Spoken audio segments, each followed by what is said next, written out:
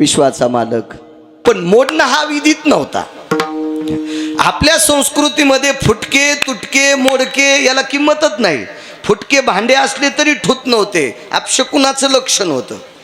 साधा दगडाचा चटणी वाटायचा पाटा पण फुटका जमत नव्हता. जात्याचा कोपरा फुटला की लोक म्हणायचे जिथं पन्हाळाचं पाणी पडतंय तिथं पण जातं पालथं घालू नका, ते फुटकंय.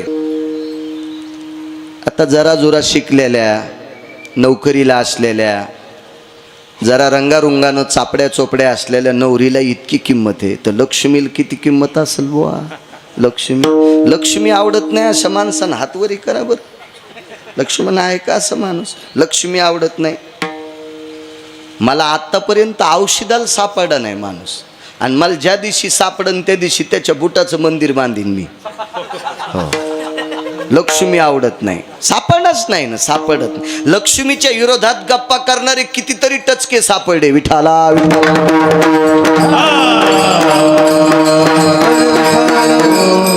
महाराज, लक्ष्मी आवडत जरी नसेल बाबा, पण तिच्याशिवाय जगातलं काहीच होत नाही. आज तुम्ही विरक्त महात्म्यात रक्तांबर परिधानात सीतायाम, तुम्ही भगवा रक्तांबर परिधान केले, तरी पण बाबा तुम्हाला सुद्धा दुपारी भूक लागल्याच्या नंतर ते द्रव्य, ते धान्य,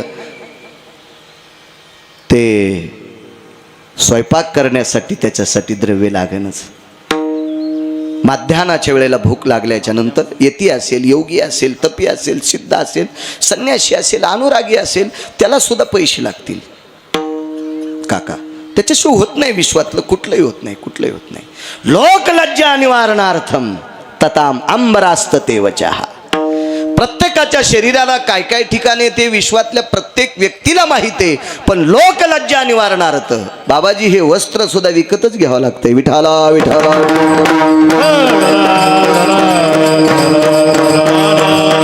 मग हे सामान्य थोडीफार एखाद्या मुलीला नोकरी लागली असेल तर सगळे पाहुणे लाल घोटीत तिच्या बापाकडे येतात.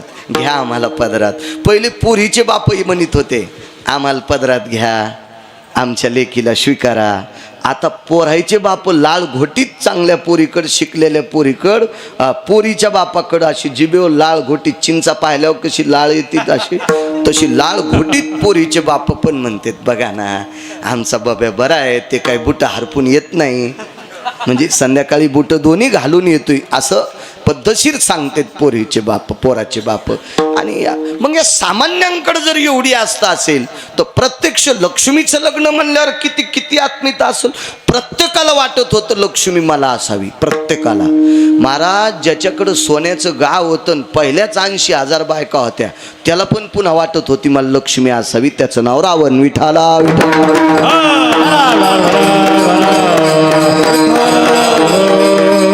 संपत्ती असली पाहिजे आणि असावी सुद्धा. अर्थ नावाचा पुरुषार्थ सांगितला. 4 पुरुषार्थापैकी एक पुरुषार्थ आहे अर्थ नावाचा पुरुषार्थ. एक सांगू का तुम्हाला? मला असं वाटतं पैशाच्या विरोधात कानपिचके हाणणाऱ्यानं जर पुराण वाचले पाहिजे भैयासाहेब. बाप जर मेला असेल ना तर 10व्याच्या दिवशी पिंड पाडीत असते. पिंड पिंड पुढे पुढे सारखा जरा जरा पिंड पाडत असते. देवबाप्पा त्या पिंडावर जर दक्षिणा नाही ठेवली तर ते पिंडाचा विधी पूर्ण होईल का? नाही. मग बापाला मोक्ष मिळेल का? नाही. त्याच्यासाठी त्या काळात कमी पण असतील तरी तितके पण रुपये, हिरण्य मुद्रा जाऊ द्या, सुवर्ण मुद्रा जाऊ द्या, ही फक्त आपल्या मंत्रातच असते. हिरण्य मुद्राम समर्पयामी हेम पुष्पम. आता सोन्याची फुलं का पाहिले, पण आपण मंत्रात म्हणतो, ताकद येते वेद मंत्रामध्ये. पण पूर्वीच्या काळात एक आदला का होत नाही पाण्यात बुडून त्या पिंडावर ठेवत होते. त्यावेळेला मोक्षाला आरूढ अधिष्ठान प्राप्त होत होतं. म्हणजे पैशाच्या विरोधात गप्पा करणाऱ्यानं जरा भानावर आलं पाहिजे. विठाला विठाला.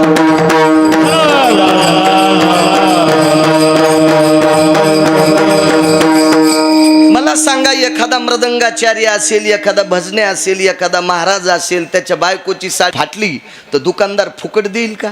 आणि साडी फाटली तर सगळी इज्जत न दिली जाती ना. तुका म्हणे नग्न भाजन परी ते लाज. स्वामी तिच्या मायबापाची, सासू सासऱ्याची जात नाही. ज्याच्यासोबत लग्न केलंय त्या नवऱ्याची इज्जत नदीच्या पलीकडे जाती. मग त्यासाठी पैसे लागतील का नाही? विठाला विठाला.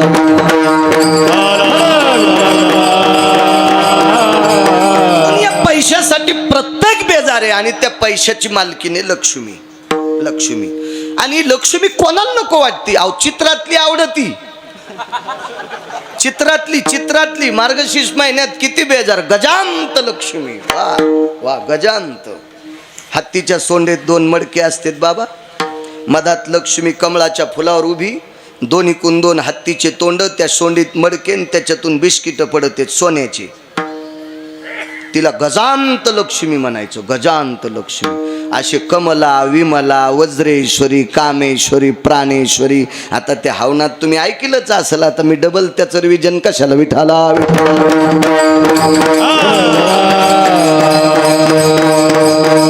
मग ही चित्रातली लक्ष्मी जर आपल्याला एवढी आवडती तर प्रत्यक्ष लक्ष्मी त्या काळातल्या लोकांना किती आवडत असेल. रावण प्रचंड श्रीमंत होता. तुका म्हणे ज्याची संपदा एवढी फार मोठी. मला असं वाटतं वारकरी संप्रदायातल्या या अष्टादश संतांनी कोण्या पैशावाल्याला चोंभाळलं नाही, पण रावणाला चिटकून गेले थोडेसे. त्याची संपदा म्हणजे तुकोबाराय वर्णन करतात, त्यावरती रावण श्रीमंत होता. पण रावण तरी पण स्वतःला भिकारीच समजित होता, कारण ते अतृप्त आत्मा होता.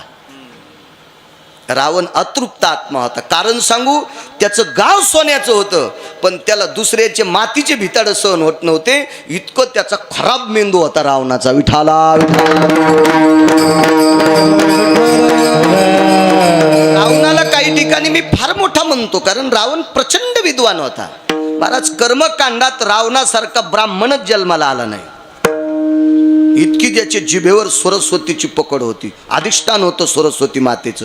म्हणून तर काशीतल्या मालकानं सोन्याचं गाव त्याच्या मंत्राला प्रसन्न होऊन देऊन टाकलं. इतके मंत्र म्हणायचं कर्मकांडातले रावण.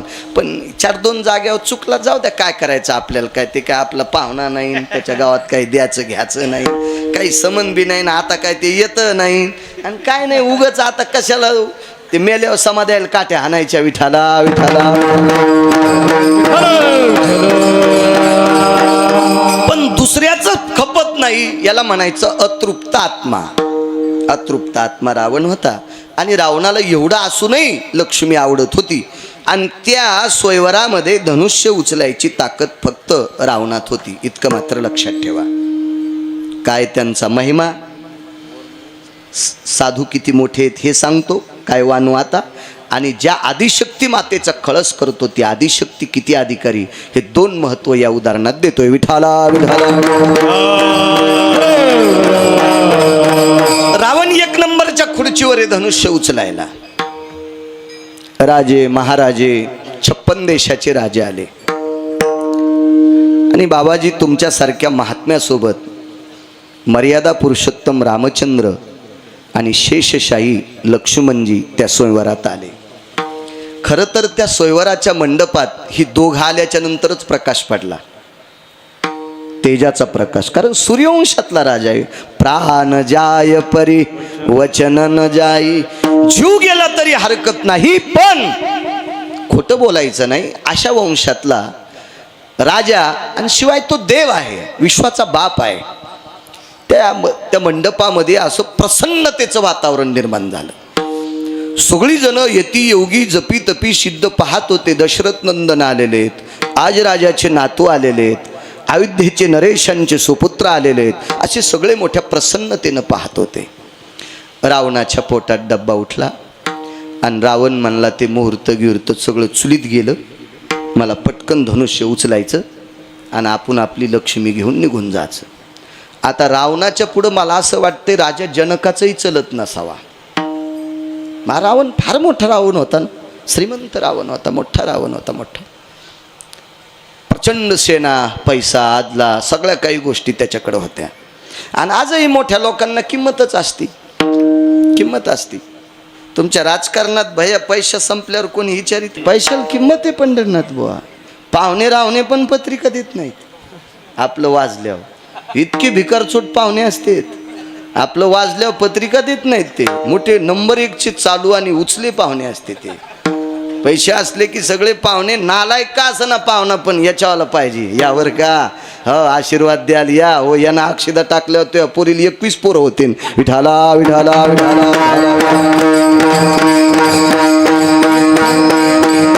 पैशाला किंमत आहे महाराज. अर्थ नावाचा पुरुषार्थ सांगितला. रावण प्रभावशाली होता आणि रावण उठलेला आहे. रावण उठल्याच्या नंतर नाराज तिथं 9 लोक झाले. पुरुषापैकी 9 लोक नाराज झाले आणि स्त्रियापैकी 6 स्त्रिया नाराज झाल्या.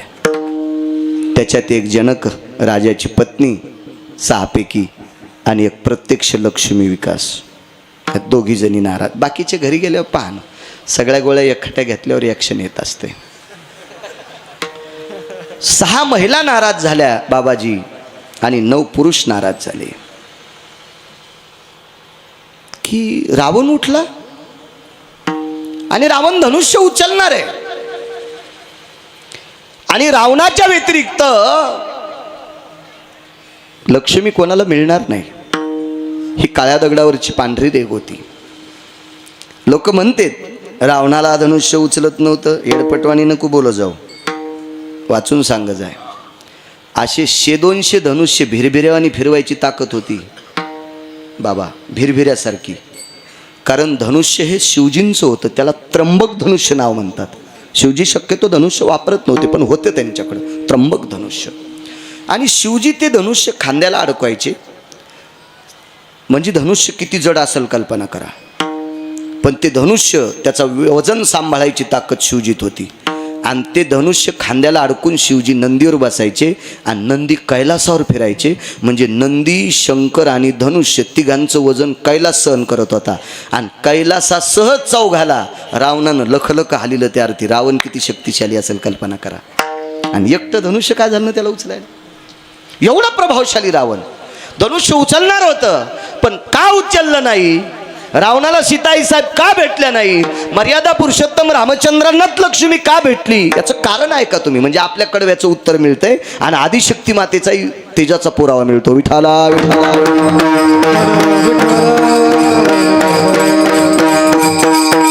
सगळी जण रावणाकडे बघत होते. 9च्या व्यतिरिक्त काही साधू होते. त्याच्यापैकी एका साधूला दुःख वाटलं. बाबा तुमच्यासारखा महात्मा आहे आणि त्या महात्म्याच्या लक्षात आलं लक्ष्मी लंकेशाच्या घरी जाऊ नये. ते महात्मा होते 4 ब्रह्मवेत्त्यापैकी एक. शुक याज्ञवल्क दत्त कपिल मुनी. शुक याज्ञवल्क दत्त कपिल मुनी. हरीशी जाणून हरी झाले.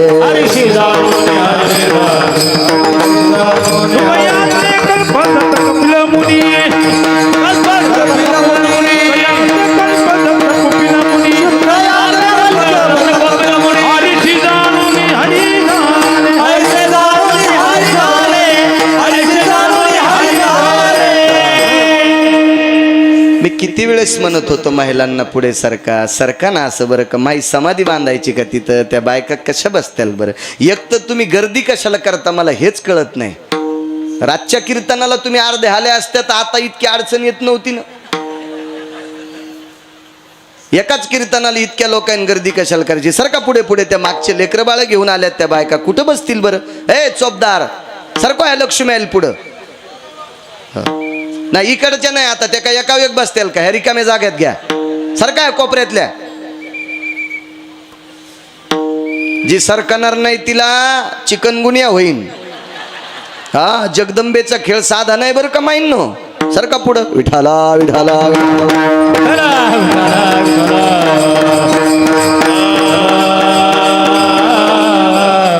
शुकयाज्ञवल्क दत्त कपिल मुनी. 4 ब्रह्मवेत्ते गुरुजी. त्याच्यापैकी एक ब्रह्मवेत्ता जनकाकडे होता. याज्ञवल्कल्य अधिकारी महात्मा आहे. महर्षी याज्ञवल्कल्यांनी पाहिलं ही जगज्जननी सीताई साहेब रावणाकडे शोभत नाही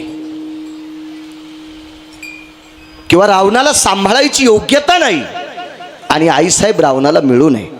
मग करावं काय. त्यावेळेला महर्षी याज्ञवल्क्यानं तुमच्यासारख्या साधुनी बाबाजी सीताई साहेबांच्या मुखचंद्रमाकडे बघितलं. आईसाहेबांनी साधूकडे बघितलं आणि डोळ्याच्या कडा ओल्या झाल्या. प्रभू गुरुदेव काय अवस्था आहे. मला हे 10 तोंडाचा पती भेटणार नकोय. मला नकोय. मला नकोय. महर्षी याज्ञवल्क्य यांच्या चरणावर साष्टांग दंडवत घातला आणि गुरुजींनी सांगितलं, सीते, तुला जर अयोध्या नरेशाचा सुपुत्र मर्यादा पुरुषोत्तम, देवाला पुरुषोत्तम नाव का दिलं असेल 7व्या अवतारात? रामचंद्रांना पुरुषोत्तम. पृथ्वीवर जितके पुरुष आहेत का, पृथ्वीवर जितके देश आहेत का, या सर्व देशात जितके पुरुष आहेत का, या सर्व पुरुषातला उत्तम पुरुष म्हणजे मर्यादा पुरुषोत्तम. रामचंद्रांसारखा उत्तम पुरुष जगात कोणी झाला नाही.